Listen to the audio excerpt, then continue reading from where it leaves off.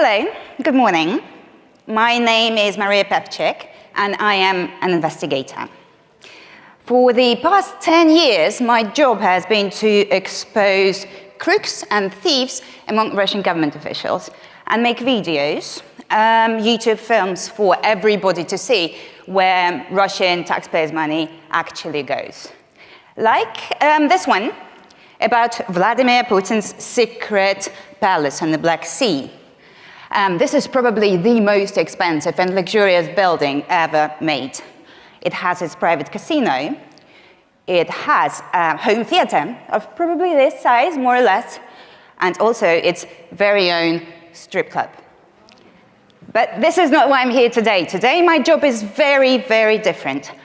I am simply acting as a postwoman, delivering you a letter from a Russian prison, a letter written by my boss, my friend, and also the bravest person I've ever met, Alexei Navalny. If someone told me 14 months ago that I will be standing on this stage before the most distinguished, prominent, and brilliant human rights defenders in the world, I would never believe it. But 14 months ago, our lives have been turned upside down. We were traveling in Siberia, making a documentary about local corruption. The trip was fun, the weather was good, we were filming interviews, flying drones, the usual, and everything was great, really, until the 20th of August, the day when Putin decided to kill my boss with a chemical weapon, Novichok. Navalny fell into a coma on a plane from Tomsk to Moscow. The plane made an emergency landing in Omsk, where Navalny was rushed into a rundown Soviet-era hospital on the outskirts of the town. And this is where the real nightmare began. As Navalny was dying, the doctors weren't treating him properly. In fact, they wouldn't even admit he was poisoned. They were saying that he drank too much, or ate too little, or was overexposed to the sun, or took drugs. You get the point. The hospital was soon flooded with men in grey suits, and they were just everywhere. They were outside, they were in the cars, they were in the hospital inside in the corridors, they were even in the head physician's office. And they just wouldn't let Navalny go. He's not transportable, they kept saying. You cannot fly him out to a different hospital, he's too weak. You cannot see him, you cannot ask any questions, you cannot do anything, really. 2 days later, when it was assumed that the poison is out of the system, Navalny was loaded into a biohazard-labeled capsule and put on a medevac plane and flown to Germany, where they found traces of Novichok, deadly military-grade poison, and also a signature weapon of Russian secret services. Russia still denies everything. I don't know how it's possible, but they deny the findings of the German lab, of the French lab, of the Swedish lab. They deny the OPCW report. They say the whole world is lying, and they are not. So they say it's all fake news. We ourselves investigated the case, and together with Bellingcat, we identified the group of FSB operatives who traveled with us to Siberia, the poisoners. They followed us and presumably poisoned Alexei in his hotel room on one of the days. We then called one of them. Alexei pretended to be someone else. That was a lot of fun. And they spoke for 50 minutes. And that FSB officer, poisoner, he essentially just confessed. He explained in every tiny detail how they were going to murder my boss and how they were covering up their tracks afterwards. How they traveled to Omsk twice just to wash Navalny's underwear to remove traces of poison from them. But apparently, none of that matters. Russian government officials and Russian propaganda say all of this never happened, this is all made up. A criminal case was never opened. The preliminary investigation concluded that the poisoning was in fact staged by me, by Navalny's wife Yulia, and also by Alexei Navalny himself. What a team. When Navalny flew back to Russia in January, he was detained straight away for violating terms of his suspended sentence back from 2014.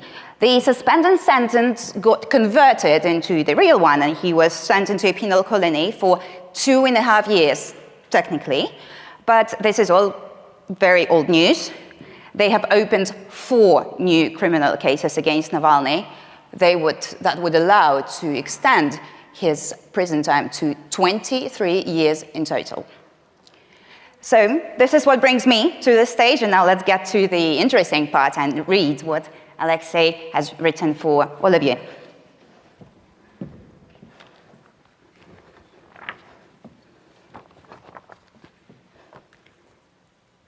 There is nothing unique about addressing a human rights forum by correspondence, or virtually. This is how things are done now. This is the new normal for a while.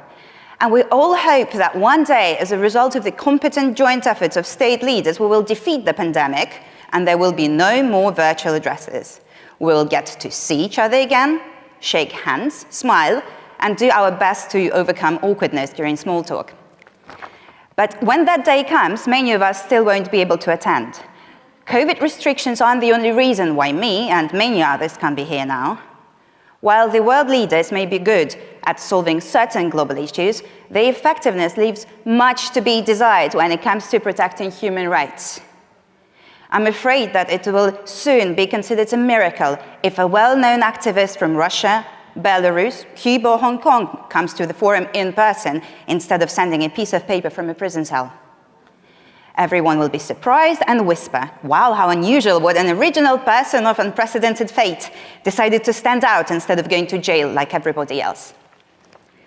Addressing the participants of the Oslo Freedom Forum, I'm speaking to the leaders of the human rights movement, who, more than anyone else, have the full right to say a massive, I told you so.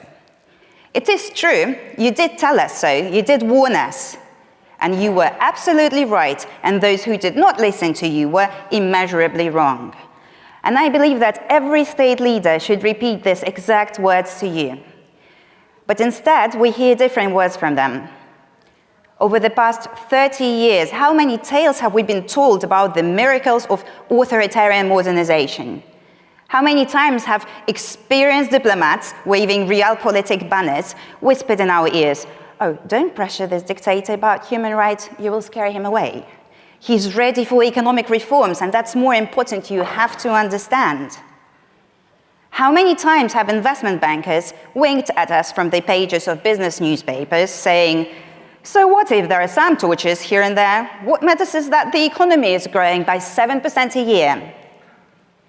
A whole religion arose, which can be called the witnesses of the second Singapore miracle.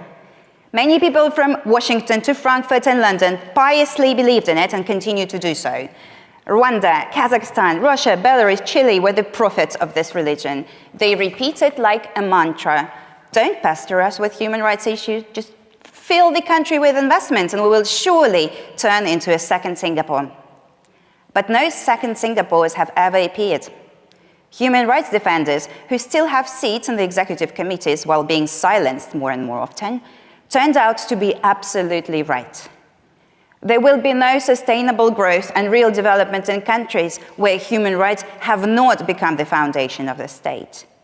And as long as the observance of human rights in a particular country does not become a practical factor of domestic policy, no less real than the interest rate of the central bank, this country can, at best, be an example of temporary authoritarian growth, which will soon, inevitably, turn into problems and losses. The organization that I founded specializes in fighting against corruption, and this, evidently, is enough to make it extremist in the eyes of my country's authorities. Corruption is the root cause of many troubles and global challenges, from war to poverty, but the disregard for human rights help corruption flourish. In order to steal something from a person, you must first deprive that person of the right to a fair trial, freedom of speech, and fair elections. An official taking a bribe and a policeman pulling a bag over the head of a prisoner tied to a chair are one and the same person. Their law is superiority of the strong over the weak. the superiority of the interest of a corporation over the rights of an individual, the willingness to commit crimes as an act of loyalty. I greet the forum, and together with you, I want and I demand that its voice is heard. I demand that human rights issues cease to be a formality and the last, most unimportant point in a communiqué of yet another leaders' summit. Human rights and the struggle for them are what politics should be about, not gas pipelines and the always vague security cooperation. The fundamental rule of world politics should be that if an action or an event does not lead to real improvements in human rights, then it is, at best, useless.